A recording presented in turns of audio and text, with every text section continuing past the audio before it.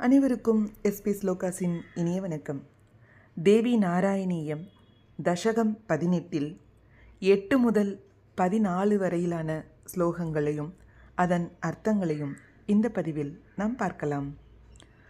ஸ்ரீ குருப்யோ நமஹ. ஷஷாபதம் ச த்வமரே மதர்த்தே சபாந்தவோ ராட்சசனங்ஷசீதி ஸ்வம் கௌனபஸ்பிருஷ்டமசுத்ததேகம் யோகேன சத்யோ விஜஹௌ சதீசாம். வேதவதி ராவணனை சபித்தாள். என்னை தொட்ட காரணத்தால் நீ உன் உறவினர்களுடன் அழிவது நிச்சயம். விஷ்ணுவிற்கு பத்னியாக நினைத்த இந்த உடலை நீ தொட்டதால் இது அசுத்தமானது. இதை நான் வைத்திருக்க மாட்டேன் என்று தன்னுடைய உடலை விட்டாள். ஜாதா புனஸ்ஸா மிதிலேஷ கன்யா காலே ஹரிம் த்வாம் பதிமாபதைவாத் சஹன்யதாம் சத்வரமாஷரேந்திரஹ தன்னாஷகாலஸ்து சமாகதஸ்ச. நாரதர் சொன்னார், வேதவதிக்கு அடுத்த ஜென்மத்தில் விஷ்ணு கணவனாவார் என்று அசரீரி சொன்னதல்லவா, அந்த வேதவதிதான் இந்த சீத்தை. ராமனான விஷ்ணுவே அவள் கணவன். அன்று வேதவதி தந்த சாபம் ராவணனுக்கு சீக்கிரம் பலிக்கட்டும், ராவணனையும் மற்ற ராட்சசர்களையும் அழிக்கட்டும்.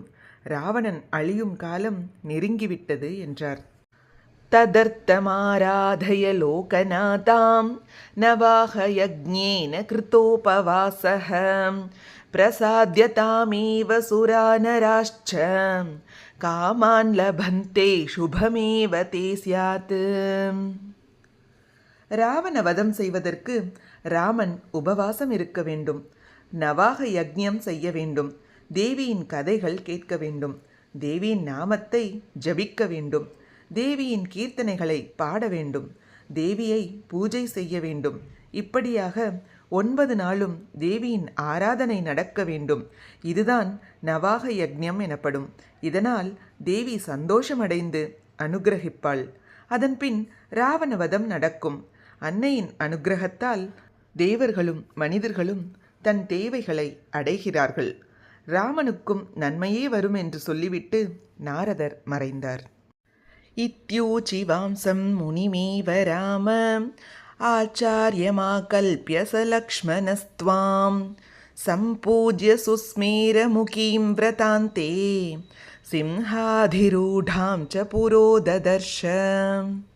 அந்த நாரதரையே தன் குருவாக ஏற்று ராமன் நவாக யக்ஞம் செய்தார். 9வது நாளின் முடிவில் தேவி சிம்ம வாகனத்தில் ராமனுக்கு காட்சி தந்தாள்.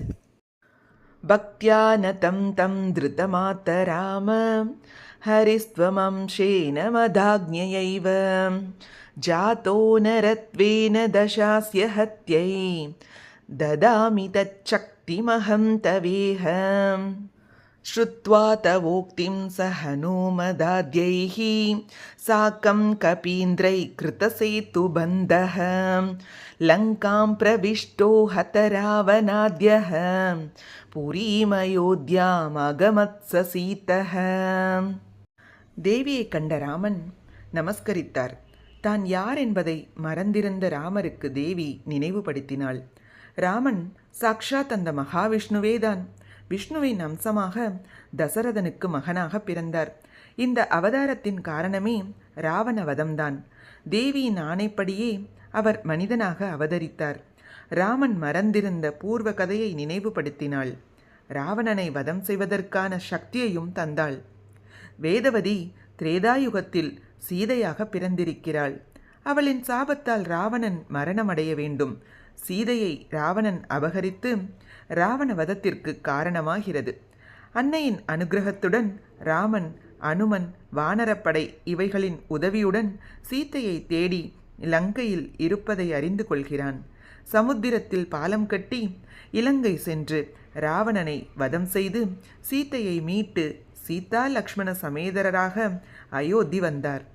அம்பாளின் கருணை இருந்தால் எந்த காரியமும் சாத்தியமாகும் என்பதற்கு இது உதாரணமாகிறது.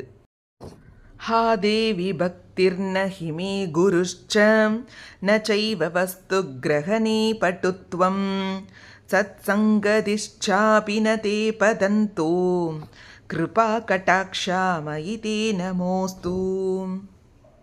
ராமனுக்கு நாரதர் குருவாக அமைந்தார். எனக்கு குருவோ சத்சங்கமோ எதுவுமே இல்லை. அதனால் நீதான் எனக்கு துணை என்று இதன் ஆசிரியர் தேவியை வணங்குகிறார். இதுவே இதன் பொருளாகும். இத்துடன் 18வது தசகம் நிறைவடைந்தது. இது போன்ற ஆன்மீக பதிவுகளுக்கு மறக்காம நம்ம சேனலை சப்ஸ்கிரைப் பண்ணுங்க. நல்லதே நடக்கட்டும், நன்மையே பிறக்கட்டும். நன்றி, வணக்கம்.